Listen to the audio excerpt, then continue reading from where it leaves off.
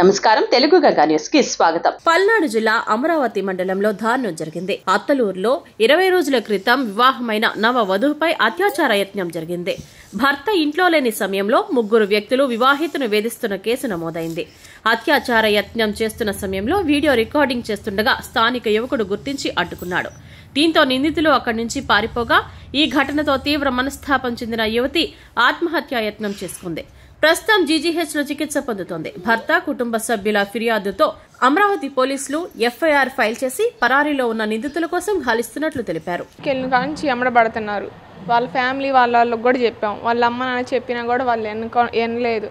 వినకపోయేసరికి ఇంక మా అమ్మ ఏం పరువు వద్దామని చెప్పి పెళ్లి చేసినా కూడా వీళ్ళు ఇంతే అమ్మడబడుతున్నారు. అమ్మ చెప్తే అమ్మ వెళ్ళి వాళ్ళ అమ్మలో చెప్పినా కూడా అయినా వింటలేదు.